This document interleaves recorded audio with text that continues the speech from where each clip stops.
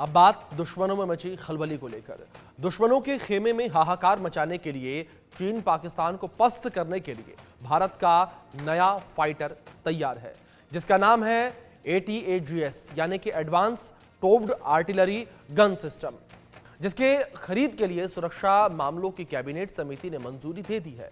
इसके आने से भारतीय सेना की रणनीतिक क्षमता कई गुना बढ़ जाएगी। लेकिन युद्ध क्षेत्र में ये कैसे गेम चेंजर होगा, कैसे दुश्मनों को पस्त करेगा और क्यों इसकी दस्तक से चीन पाकिस्तान की नींद उड़ी है, आज इसी मुद्दे पर चर्चा करेंगे। लेकिन इससे पहले आप खास रिपोर्ट देखिए।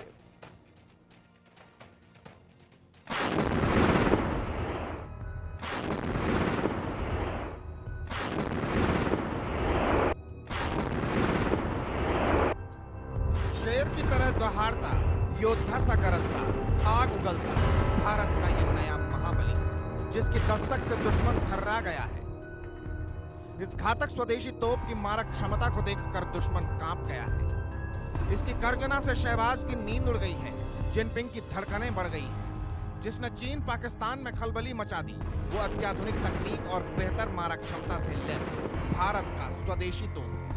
ये तोप भारतीय सेना की ताकत को कई गुना बढ़ाएगी।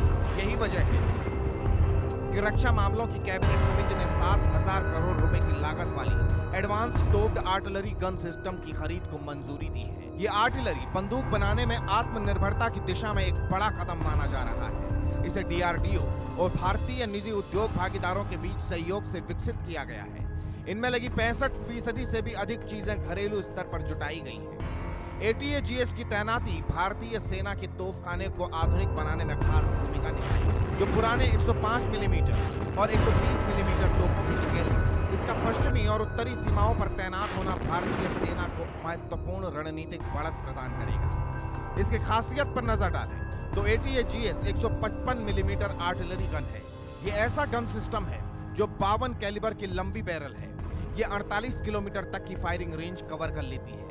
इसके जरिए 2.5 मिनट में 10 गोले दागे जा सकते हैं। युद्ध क्षेत्र में इसकी मारक क्षमता अधिक प्रभावी होती है। बड़ी कैलिबर क्षमता के कारण यह अधिक विस्फोटक पेलोड को ले जा सकती है। इसे आसानी से एक से दूसरी जगह तैनात किया जा सकता है। भारत की यह स्वदेशी तोप इतनी घातक है कि युद्ध की पूरी दशा बदल सकती है। दुश्मनों को संभलने का भी मौका नहीं देती है। सेकंडों में दुश्मनों का काम तमाम कर देती है। Bureau report, India news.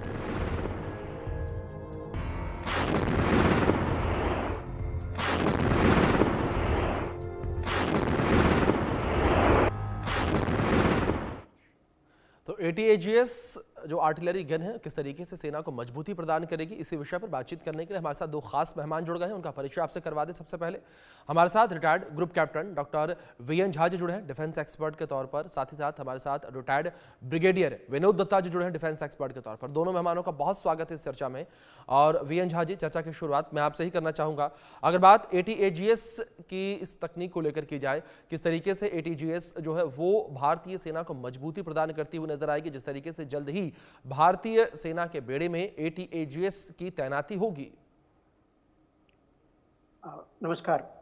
देखिए, ये ATAGS जो है ये काफ़ी दिनों में डेवलप हुआ है और इसका डेवलपमेंट जो है बहुत सारे एजेंसी ने मिलके हर उन कटिंग एज टेक्नोलॉजी को डाला हुआ है जिससे कि ये बैटलफील्ड पे सुपीरियर साबित हो किसी भी कॉम्पैट्रियट के खिलाफ। आज के दिन में आप इसकी तुलना जो दुनिया का सबसे एडवांस वेपन है उससे आप कर सकते हैं, और जिसमें कि अमेरिकन हावेजर जो है M777 वो आता है, कुछ रशिया के हैं, तो उस सबों के कंपैरेबल में आज की ये दिन में है। इसमें एक और चीज़ बता दूं कि DRDO के इसके बहुत सारे लैब इसमें इन्वॉल्व थे। यूजुअली होता क्या है कि एक लैब CVRD हमारा होता था टैंक के लिए, और इसी तरह से और भी कुछ लैब्स हैं जो स्पेसिफिक टेक्नोलॉजी बनाते थे। लेकिन इसके लिए इसमें कम से कम 6 लैब ऐसे हैं DRDO के जिन्होंने अपने अपने जो उनके जो डोमेन के एक्सपर्टाइज हैं, किसी ने उसका एवियोनिक्स, किसी ने साइटिंग, किसी ने मेटलर्जी का उसका बनाया हुआ है, किसी ने उसमें सॉफ्टवेयर डाले हुए हैं, और किसी ने उसमें ऐसे कोई जो प्रावधान डाले हुए हैं जिसमें कि night vision, night targeting, pin point targeting, ये सारी चीज़ जो है वो उसके अंदर में दाखिल है। और ये जो सिस्टम है ये आज के दिन में इतना एडवांस होगा जी ये आपने बिल्कुल ठीक बताया कि दुश्मन की रात की नींद जो है वो हराम होने वाली है। अभी तक हमारे पास में जो आपने देखा होगा, जो एक बहुत पहले का जो था सिस्टम, वो चला रहा था। उसमें उसके बाद जो अमेरिकन सिस्टम आए थे M777, वो आर्टिलरी सिस्टम, वो काफ़ी सटीक था। जी उससे भी एडवांस जो हमारे DRDO और L&T और कुछ साउथ कोरियन कंपनी ने मिलके अल्ट्रा लाइट हॉविट्जर्स बनाया था 777। जी वो भी काफी एडवांस्ड है, और उसका तो जो माउंटेनियस जो टेरेन है वहां पे तो वो तहलका मचा रहा है। मतलब चीन की जो नींद है उसको लेके हराम है आज के दिन में। चीन दो चीजों से सो नहीं पा रहा है।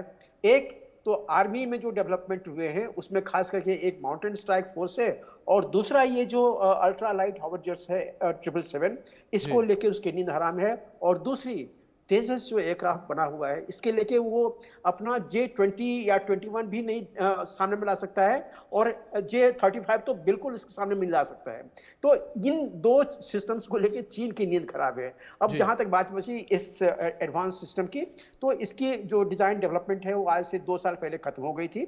जी इसकी बाकी जो फील्ड ट्रायल होती है, फील्ड ट्रायल भी खत्म हो गई, और कुछ सिस्टम जो थे वो LSP मतलब लिमिटेड सीरियल प्रोडक्शन में वो बन के सेना को दी गई है, और सारी चीजें जो है सारे फॉर्मेलिटीज खत्म हो गई हैं। जी टेस्ट ट्रायल्स सब खत्म हो गई हैं। इसका जो मैन्युफैक्चरिंग होगा वो कल्याण स्ट्रेटेजिक सिस्टम, जो टाटा एडवांस मटेरियल का ही एक सहयोगी है, वो करेगा। तो मैं बधाई देता हूँ इंडियन आर्मी को, गवर्नमेंट ऑफ इंडिया को, कि ये हाईली एडवांस सिस्टम जो है इसको आज के दिन में वो इंट्रोड्यूस कर रहे हैं। ये गेम चेंजर साबित होगा बैटलफील्ड में, किसी भी बैटलफील्ड में, चाहे वो प्लेन्स का हो, चाहे LOC LAC या माउंटेन में हो, हर जगह में ये गेम चेंजर साबित होगा। जी ठीक है।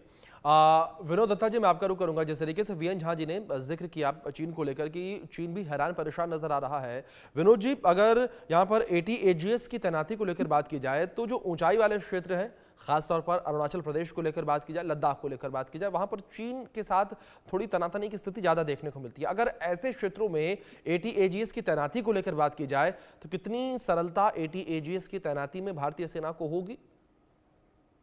हाँ देखिए, ये जो नया वेपन सिस्टम है इस पे जी पिछले करीब 10 एक साल से काम चल रहा था। जी और ये एक हॉविट्जर है। अगर आपको याद हो कारगिल युद्ध में, क्योंकि मैं उस युद्ध का हिस्सा रहा हूँ, जी तो वहां जो सफलता मिली थी, वो जो कंट्रोवर्शियल गन थी बोफोर्स, उसकी वजह से ही टाइगर हिल पे वो 12 जुलाई का मुझे याद है दिन, उसी दिन सफलता मिली थी।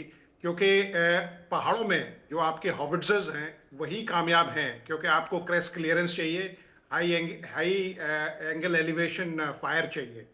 और दूसरी चीज जो अब देखने को मिल रही है, आपने देखा होगा रूसो यूक्रेन वॉर में भी, कि आजकल जो लॉन्ग डिलीवरी जो सिस्टम्स हैं, जो लॉन्ग रेंज आर्टिलरी है, जो एरियल प्लेटफॉर्म्स हैं, उनका इस्तेमाल किया जा रहा है। और जो कांटेक्ट विद ट्रुप्स है मतलब वो थोड़ा सा रेलीगेट हो गया है। और ये जो वेपन सिस्टम है ये काफी कारगर है, क्योंकि 48 जी किलोमीटर इसकी रेंज है। वो फोर्स अगर आप देखें तो उसमें जो मैक्सिमम रेंज थी वो 30 किलोमीटर थी। वो भी जब उसमें हम जो हीर राउंड है, हाई एक्सप्लोसिव एक्सटेंडेड रेंज, वो फायर करते थे। और जब वो जी फायर होता था तो वो जब चार्ज 9 वगैरह पे फायर होता था तो बड़ा जो गन का जो वेयर एंड टेयर है वो काफी होता था। तो उन सब खामियों को इसमें दूर किया गया है। और आप ये देखिए, क्योंकि हमारी जो वल्नरेबिलिटी मैट्रिक्स है या जो सिक्योरिटी इंपेरेटिव्स हैं, वो अब चाइना के साथ हमारी जो इक्वेशन है वो बदल गई है। तो और ज्यादातर डिप्लॉयमेंट, जैसा आपने खुद कहा, अरुणाचल और ईस्टर्न लद्दाख में, वो आपका माउंटेनियस एरिया में है। जी तो क्रेस्ट क्लियरेंस के लिहाज से इसमें रेंज भी है, इसमें एलिवेशन भी है, और इसके अंदर जो इसकी मारक क्षमता है, और इसमें देखिए दोनों जो आपका जो वॉर हेड है उसको जी इस्तेमाल किया जा सकता है, चाहे वो कन्वेंशनल हो चाहे वो न्यूक्लियर हो। जी बिल्कुल। VN झा जी, मैं आपका रुख करूंगा और बात यहाँ पर मैं ATAGS के जो तकनीक है उसको लेकर करना चाहूंगा। जिस तरीके से ये जो तोप है वो डिजिटल है, साथ ही साथ इस तोप के अंदर GPS भी इंक्लूडेड है, तो ऐसे में जो इसकी नई तकनीक है, डिजिटल फायर कंट्रोल सिस्टम है, क्या ये युद्ध क्षेत्र में भारतीय सेना के लिए फायदेमंद रहेगा? बिल्कुल बिल्कुल। देखिए, आज के दिन में जो टेक्नोलॉजी है वो इतनी एडवांस हो चुकी है कि आज के दिन में वो नहीं है कि आप वो एक जो गोला फेंकने वाला होता था उसको एक एंगल पे वो आप खड़े करते थे और गोले फेंकते जाते थे, वो नहीं है। ये इसमें प्रॉपर सॉफ्टवेयर जो है वो उन हर चीज़ों को इनकॉर्पोरेट करता है कि जो आपके एम्यूनेशन है उसकी डिलीवरी को डेविएट करता था। यहाँ तक कि जो हवा की गति है वो इसके सॉफ्टवेयर में इंक्लूडेड है। जो आपका वेदर कंडीशंस हैं वो इसमें है। इसमें नाइट विजन की कैपेबिलिटी डाली गई है। इसमें सॉफ्टवेयर जो है वो एकदम, मैंने बताया कि ये कटिंग एज टेक्नोलॉजी है आज के दिन में बैटलफील्ड में। और इसमें हमारे तो जो एयरक्राफ्ट सिस्टम के जो सॉफ्टवेयर जहाँ पे डेवलप होती है केयर, वहाँ इसकी सॉफ्टवेयर बनी है। अब आप अंदाजा लगा सकते हैं कि किस कैलिबर की सॉफ्टवेयर इसकी होगी। जो जिस तरह की सॉफ्टवेयर जाते एलसीए में जाती है जो वेपन सिस्टम की, तो उस तरह की सॉफ्टवेयर अलग से वो एलसीए का सॉफ्टवेयर नहीं है, लेकिन मैं कह रहा हूं कि उसी ग्रेड का सॉफ्टवेयर है, उतनी ही रॉबस्टनेस है इसमें। तो ये जो सिस्टम है ये बिल्कुल एकदम कटिंग एज टेक्नोलॉजी होगा, एकदम हाईली एडवांस है। और मैंने जैसे बताया आपको आईआरडी, बीडीआरई, केयर, डील, पीएक्सी, ये सारे जो हमारे डीआरडीओ के लैब्स हैं, ये सब अपने अपने जो कोर कॉम्पिटेंस का एरिया होता है वो चीजें इन्होंने डाली हुई है। अब मैंने आपको बताया कि एलसीए के लिए जो केयर ने अपना सॉफ्टवेयर बनाया है, वो जो वेपनाइज सिस्टम जो टारगेट डिलीवरी जो पहचानती है उसको जो कैलकुलेट करती है। एयरक्राफ्ट से हम लोग किसी टारगेटिंग को देखते हैं, वहाँ तो आजकल के दिन में जो हेलमेट लगा हुआ था HMST, उसमें आप एक टारगेट को देखिए और जहाँ पे आपका क्रॉस आता है उसको देख के आप बटन दबाइए, जो आपका मिसाइल है जाके वहीं पे लगेगा।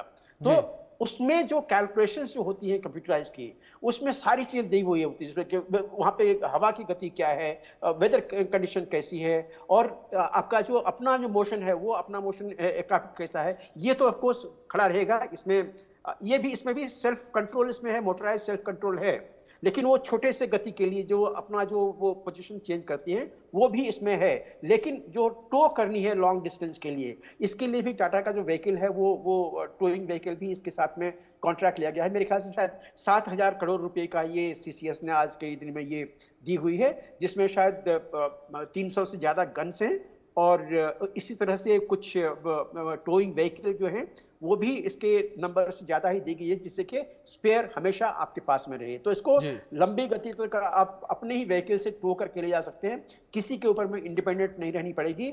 और सबसे बड़ी चीज है कि 2019 में ही इसमें लगभग 67% जो थे वो इंडिजिनस कंपोनेंट थे। आज के दिन में आज हम 2025 की बात कर रहे हैं, 6 साल हो गए हैं। कितना गया है ये तो मैं आपको नहीं बता सकता हूँ टीवी पे, लेकिन उसमें काफी ज्यादा अपने जो इंडिजिनस कंपोनेंट है, इसमें स्टार्टअप्स जो है वो काफी सारा उसमें उन्होंने दिया हुआ है। तो आने वाले दिनों में जब बैटलफील्ड में आपको इस गन की जरूरत पड़ेगी, इसकी मेंटेनेंस की जरूरत पड़ेगी, रख रखाव। इसमें एक और चीज बता दूं, ये जो कॉन्ट्रैक्ट साइन हुआ है इसमें लाइफ टाइम जो सर्विसिबिलिटी है वो इनको दी गई है। तो मतलब पूरे लाइफ टाइम जो गन का है उसमें जितने उसके स्पेयर चाहिए, जितने जो वेयर एंड टेयर उसमें होते हैं, उन सारे चीजों का रखरखाव करके ये जो कॉन्ट्रैक्ट दिया गया है वो अपने ही कंट्री में है, अपने ही सारे कंपनीज हैं, इसमें स्टार्टअप्स भी हैं। तो कभी किसी चीज की आपको कमी नहीं होगी, क्योंकि जब हम लोग डीआरडीओ में जब हम लोग टीओटी देते हैं तो टीओटी ट्रांसफर ऑफ टेक्नोलॉजी, तो ये मैन्युफैक्चरिंग के लिए देते हैं और उसमें कम से कम 3 वेंडर को जरूर देते हैं, और ज्यादा से ज्यादा वेंडर अगर चाहते हैं तो वो भी ले सकते हैं। तो ये सारी चीजों के साथ में ये गन है। मैं बधाई देता हूँ डीआरडीओ को, मैं बधाई देता हूँ भारत सरकार को, मैं बधाई टाटा सिस्टम्स को भी देता हूँ कि उन्होंने सबों ने मिलकर ये बड़े कम टाइम शेड्यूल में बड़ी एडवांस वेपन बनाई हुई है। बिल्कुल वीएन झा जी, एक बड़ी सफलता कह सकते हैं यहाँ पर भारतीय रक्षा क्षेत्र में। विनोद जी, दूसरी ओर अगर बात ATAGS को लेकर की जाए और अन्य जो आर्टिलरी गन भारतीय खेमे में मौजूद है पहले से, चाहे K9 वज्र को लेकर बात करें या दूसरी आर्टिलरी गन को लेकर बात करें, तो इनके बीच में जो मुख्य अंतर है वो क्या है और आगे चलकर किसको प्राथमिकता दी जाएगी?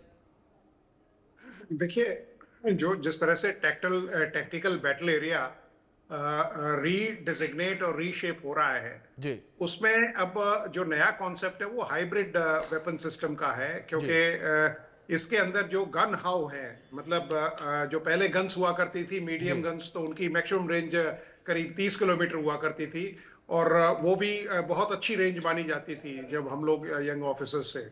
आज इसकी जो मारक क्षमता है वो 48 किलोमीटर्स है। 50 और 60 किलोमीटर रेंजेस के वेपन्स भी अवेलेबल हैं। तो इसके अंदर दोनों है, हाई एंगल एलिवेशन है, और पहले क्या होता था, अगर माउंटेन्स में कोई जो यूनिट थी वो जाती थी या डिप्लॉय होती थी, तो वहाँ जो वेपन सिस्टम थे या तो वहाँ की जो यूनिटों से टेक ओवर किए जाते थे या उनके अंदर कोई मॉडिफिकेशंस किए जाते थे। तो ये एक ऐसा वर्सटाइल वेपन सिस्टम है कि इसको आप प्लेन्स में भी इस्तेमाल कर सकते हैं, और माउंटेन्स के लिए तो एकदम ये कहते हैं रामबाण है, बिल्कुल ब्रह्मास्त्र है। तो आजकल ये सिस्टम दिया जा रहा है कि जिसके अंदर आपके जो गन हाव हैं, मतलब उसके अंदर गन की क्वालिटीज भी है और एक हॉविट्जर्स की भी है। क्योंकि हॉविट्जर जब बोफोर्स आई थी तो उन्होंने एक रेवोल्यूशन पूरा ला दिया था, और आप देखिए कारगिल में जो सबसे कारगर वेपन साबित हुआ था वो बोफोर्स गन्स थी। तो इन सब के लिए अगर क्योंकि हमारी जो ज्यादातर डिप्लॉयमेंट है, अगर आप देखें, या जो हमारे जो वल्नरेबिलिटीज हैं, वो चाइना एक एडवर्सरी है और पाकिस्तान है, और माउंटेन वॉरफेयर में इसका कोई दूसरा सानी नहीं है। तो ये जो वेपन सिस्टम है ये काफी अच्छा है। इसके अंदर जो TNT कंटेंट है वो भी काफी अच्छा है, और काफी वैरायटी है इसमें। इसमें जो आप राउंड्स फायर करते हैं, दोनों कन्वेंशनल या न्यूक्लियर, या जो हाई बर्स्ट है, बिकॉज माउंटेन्स में हाई बर्स्ट एमिनेशन भी काफी कारगर सिद्ध होता है। क्योंकि लोग या तो मतलब वहाँ जंगल होते हैं, कारगिल को अगर आप छोड़ दीजिए, या वो पिल बॉक्सेस में होते हैं, या जो पाकिस्तान जिनको संगर कहता है, तो वहाँ के लिए भी ये काफी कारगर वेपन प्रणाली है। जी, जहाँ साहब मैं आपका रुख करूंगा, जिस तरीके से आपने पहले जिक्र किया था कि भारत जो है आत्मनिर्भर होता जा रहा है, स्वदेशी जो है ATAGS रहने वाला है, ऐसे में क्या जहाँ साहब आगे चल के हम देख सकते हैं कि ATAGS जो है दूसरे देशों को भी निर्यात किया जा रहा है, दूसरे देशों को भी रक्षा सौदे के साथ साथ दिया जाएगा? क्योंकि हाल फिलहाल में हमने देखा है कि अब भारत पहले केवल हथियारों को खरीदता था, लेकिन अब भारत हथियारों को बेच भी रहा है। बहुत अच्छा सवाल आपने किया हुआ। देखिए, ये काफी हाईली एडवांस सिस्टम है। मैंने बताया कि उसके कंपैरिजन में आप आज के दिन में सिर्फ USA का जो हॉविट्जर है वो है जी। तो आप ये देख लीजिए कि सबसे एडवांस जो सिस्टम है वहां पे ये है। तो इसको खरीदने वाले आज के दिन में बहुत सारे लोग होंगे, लेकिन जो जैसे आप जानते हैं कि हम लोग जब सबसे अच्छा कोई एडवांस सिस्टम किसी कंट्री से खरीदते हैं, जो उनका सबसे एडवांस सिस्टम होता है वो नहीं देता आपको जी। उसका जो लोअर वर्जन है वो आपको देगा, जो चीज नहीं बिकती है वो आपको देगा। आप एग्जाम्पल बहुत सारी ले लीजिए। तो ये चीजें होती हैं। तो भारत कब किसको ये गन देना चाहेगा वो भारत के ऊपर निर्भर करेगा। यूजुअली एक चेक रहेगा, लेकिन एक चीज मैं आपको और बता दूं कि ये भारत सरकार के लिए और DRDO के लिए भी, जिन्होंने ये डिजाइन डेवलप की है, उनके लिए एक सजेशन आज के लिए है कि जो परिप्रेक्ष्य विपिन का था 2009 में जब से ये शुरू हुआ था, और 2019 में ये इसका डेवलपमेंट डिजाइन फ्रोजन हो गया था, डेवलपमेंट पूरा हो गया था जी। उसमें एक और चीज उनको देना पड़ेगा कि आज के बैटलफील्ड परिप्रेक्ष्य जो है उसमें ड्रोन काफी घातक सिद्ध हो रहा है। जैसा हमें रिपोर्ट मिल रहा है कि जो अमेरिका के जो सबसे एडवांस्ड आर्टिलरी थे, जो कि यूक्रेन में काम कर रहा था, उसमें से काफी सारों को रशियन ड्रोन्स ने तबाह कर दिए हैं। ये चीजें आज के दिन में सुननी पड़ रही हैं। तो जितने भी हमारे एडवांस सिस्टम है, चाहे वो ATAGS ले लीजिए, चाहे टैंक ले लीजिए, आर्मर ले लीजिए, जितने भी चीजें हैं, इनको कहीं न कहीं एक बॉडी आर्मर जो है वो सुसज्जित और बिल्कुल। जहां साहब अगर बात रक्षा क्षेत्र को लेकर की जाए तो रक्षा क्षेत्र में लगातार भारत की आत्मनिर्भरता बढ़ती चली जा रही है, और भारत खुद ही ATAGS जैसी आधुनिक जो आर्टिलरी गन है उन्हें बनाता नजर आ रहा है। फिलहाल VN झा जी, विनोद दत्ता जी, आप दोनों मेहमानों का बहुत शुक्रिया चर्चा में शामिल होने के लिए, अपना कीमती वक्त जो है इंडिया न्यूज को देने के लिए। और फिलहाल वक्त जो है छोटे से ब्रेक का है, आप बने रहें इंडिया न्यूज के साथ।